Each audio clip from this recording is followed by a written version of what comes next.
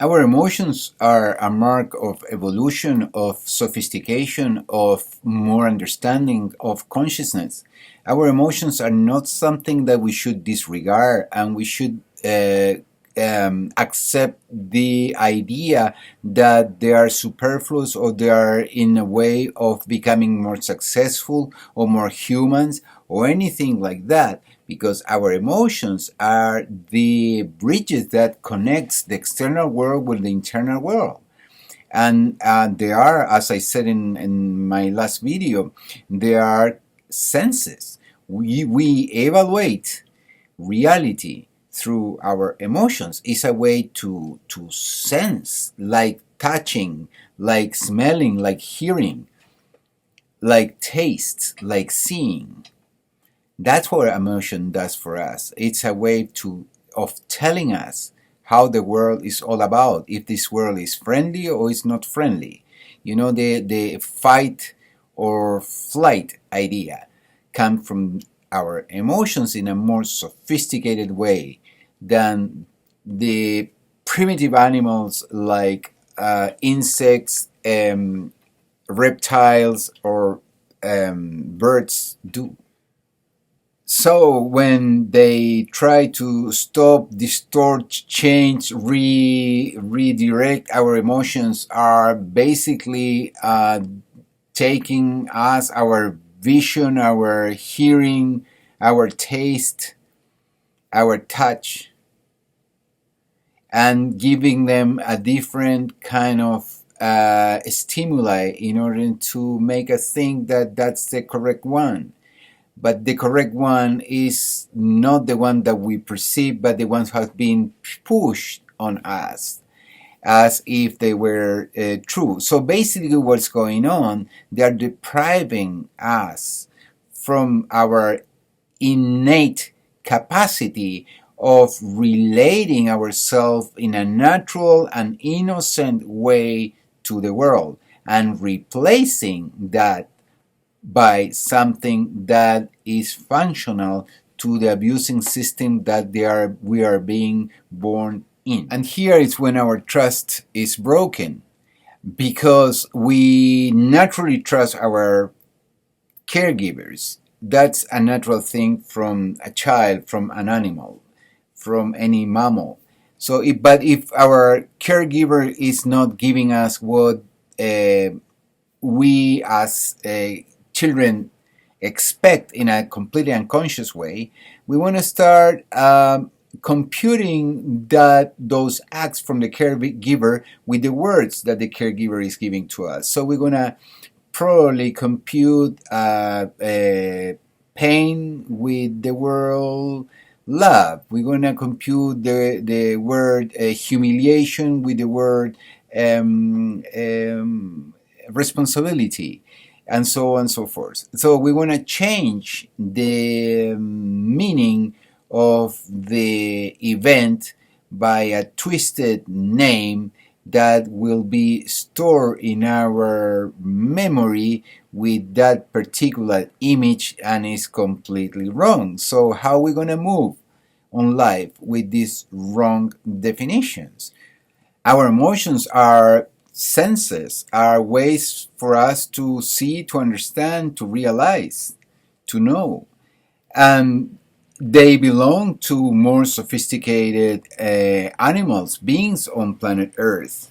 So it's not something that we're taking away our emotions from us, going to make it more evolved, but basically they are converting us into insects, into reptiles, because they don't have the brain, the elements of the brain, the amygdala, the hypothalamus, the cortex.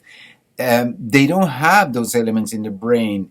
So if we take our emotions out of our human condition or animal condition, when they train animals and dogs, for example, they make them really vicious, they are basically doing like engineering on ourselves. So they are engineering a society, a synthetic society, a patriarchal society, a vertical society, where a group of people benefit from the rest, and the rest are punished because they have emotions. So how they gonna feel what they are being affected from this system that is operating over them? Napoleon said that the winner writes history, and I think everybody agrees with that, because history has been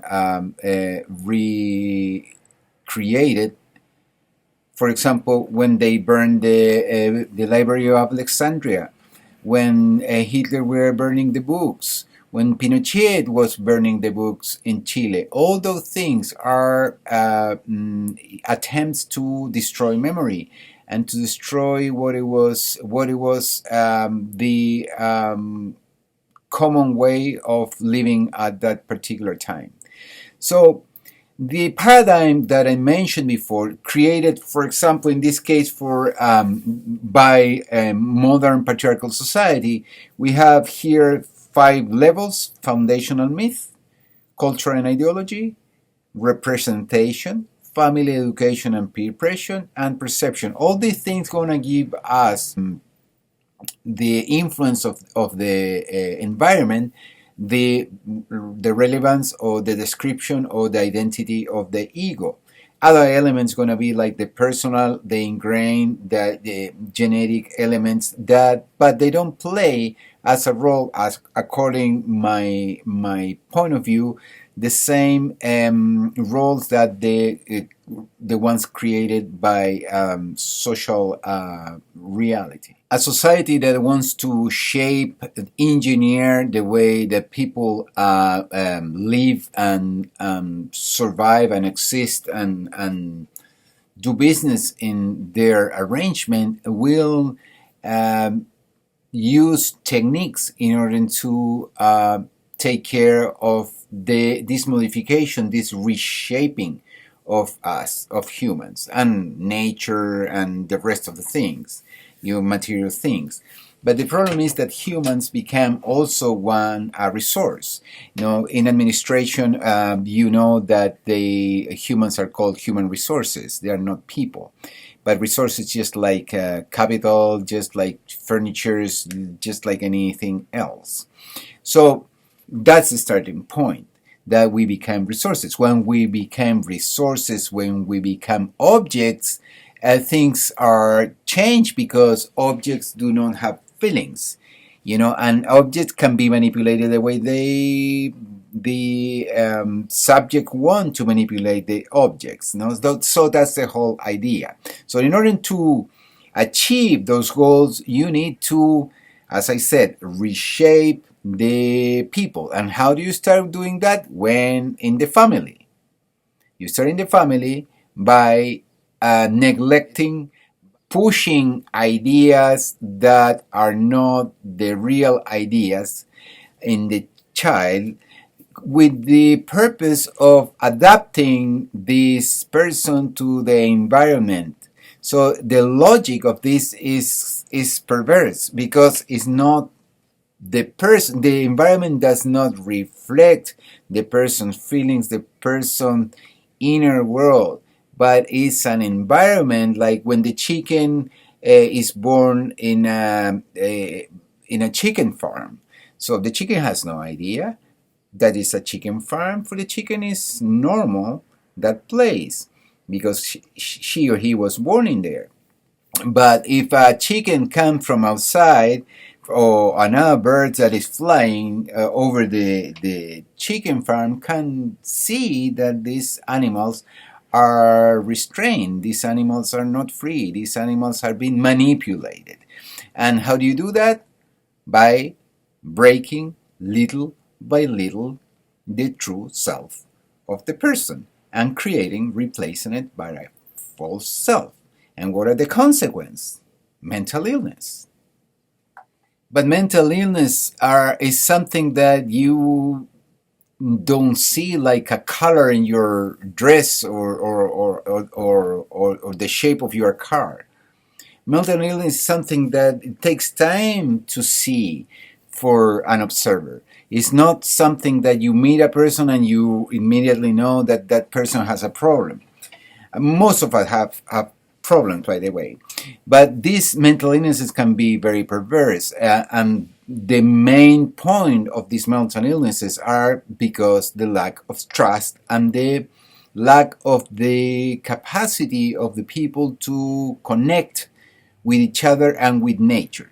So we believe that there are isolated cases, and we believe our body is our whole environment, but that's completely wrong. There is a beautiful book called from David Abraham called The Spell of the Sensuous, and in this book this guy explains this in a really marvelous way. So abuse at home is like a metaphor of the social abuse that we're all having for the last at least 6,000 years since we live in patriarchal society.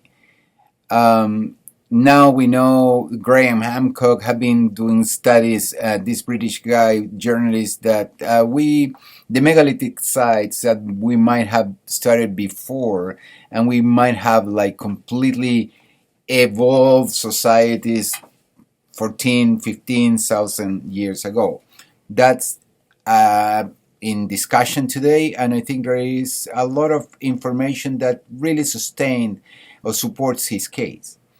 But the case that we are discussing right now is the way that we are being emasculated, castrated in order to be ourselves because of the necessities of this society that needs to create growth and profit without a limit. And this growth and profit and creates the needs of people working for that, and these people have to be successful and they have to compete. And all these elements, competition, success, material gain, and lack of friendship, and lack of the capacity of feeling love, of not being teasing because you are in love with someone. And you see love as like an important, or maybe the most important thing on the surface of the earth, because it's also made up for so many things. If you see the world like that, you're gonna be criticized, because is not what they expect from you. What they expect from you is to use your body and to be a little machine until you die, and buy, of course, a good buried place, and pay, good money for your coffin. To finalize this short talk, all these manipulations that start at home, they continue in school, and with the grading system, with the competition system, with the honor system, and then at the university and the workplace, and everywhere.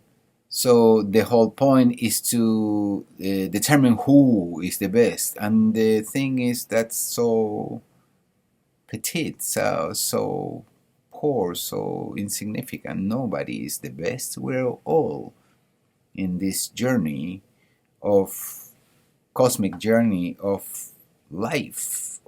We have no idea what is this.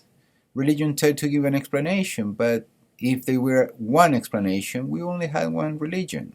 But we don't have one religion. We don't have one point of view, because we try to understand from our own truth, and our own truths are mediated by our brains, by our information, by our interests, by our upbringing. So